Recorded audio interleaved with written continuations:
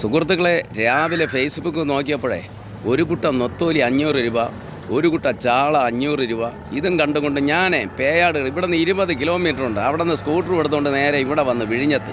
ഇവിടെ വന്നപ്പോൾ അങ്ങനെ ഒരു സംഭവമേ ഇവിടെ ഇല്ല. 7-8 വള്ളങ്ങൾ ഇങ്ങനെ ഒരുമിച്ച് ഒരു ഐറ്റം മീൻ കൊണ്ടുവന്നാൽ അതിന് വില കുറയും. അത് അന്ന് ഒരു ദിവസം മുഴുവനും ആ മീൻ കിട്ടൂല. മണിക്കൂറുകൾ കഴിയുമ്പം ആ വള്ളങ്ങൾ പോയി കഴിഞ്ഞാൽ വീണ്ടും അടുത്ത് വരുന്ന മീനിന് മാർക്കറ്റാണ്. ഈ പാവപ്പെട്ട കുറേ കച്ചവടക്കാരുണ്ട് കേട്ടോ, എന്നെപ്പോലെയുള്ള കച്ചവടക്കാരുണ്ട്. അവർ 10-50 കിലോമീറ്ററൊക്കെ ഓടിയാൽ ഓരോ കടപ്പുറത്ത് പോയി മീനെടുക്കണം. ആ മീനെടുത്ത് നിങ്ങൾ നോക്കിക്കഴിഞ്ഞാൽ ഇത്രയും കഷ്ടപ്പെട്ട് മീനെടുത്ത് അവർക്ക് എന്തെങ്കിലും കിട്ടണ്ടേ? എത്രയോ പ്രാവശ്യം ഒരു കുട്ട നൊത്തോലി ഇവിടെ 7000 രൂപ പോയിട്ടുണ്ട്, 5000-ന് പുറത്ത് ഈ നൊത്തോലി പോയിട്ടുണ്ട്. ചാള അതേപോലെ 4000-5000 രൂപയൊക്കെ ചാള പോയിട്ടുണ്ട്. അപ്പോഴും ഈ കച്ചവടക്കാരെടുത്ത് കച്ചവടം ചെയ്തിട്ടില്ലേ? അപ്പോൾ ഈ കൂട്ടുകാർ വീഡിയോ ചെയ്യുമ്പം എടുക്കുന്ന മീൻ എവിടെയാണ്, കടപ്പുറം എവിടെയാണ്? നമ്മുടെ കടൽക്കര ചെയ്യുന്നത് പോലെ യഥാർത്ഥമായിട്ടുള്ള സത്യസന്ധമായിട്ടുള്ള വീഡിയോ ചെയ്യണം. ഒരു മീനിനെ കാണിച്ചു കഴിഞ്ഞാൽ ആ മീനിൻ്റെ പേര്, അതിൻ്റെ വില, ഏത് കടപ്പുറമാണ്, ആ വീഡിയോ ചെയ്യുന്ന ആളിനെയും കൂടെ കാണിക്കണം.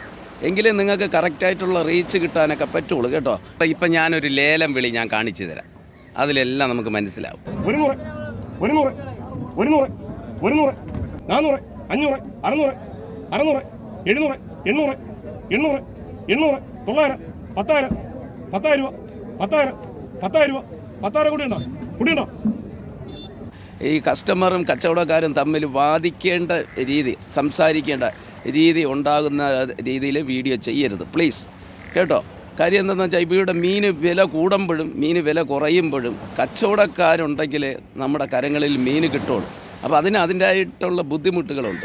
ഈ 500 രൂപയ്ക്ക് ഇവിടെ നൊത്തോലി കൊടുത്താലേ നിങ്ങളൊന്ന് ആലോചിച്ചൊക്കെ, ഒരു വള്ളം കടലിൽ പോകണമെങ്കിൽ കുറഞ്ഞ ഒരു 20,000 രൂപ വേണം. ഈ 20,000 രൂപ മുടക്കി പോയിട്ട് വരുന്നവർക്ക് ഈ 500 രൂപയ്ക്ക് ഒരു കുട്ടം നൊത്തോലിയും ചാളയും കൊടുക്കണമെന്ന് പറയാൻ വിഷമം തോന്നുന്നു, കഷ്ടമാണ്.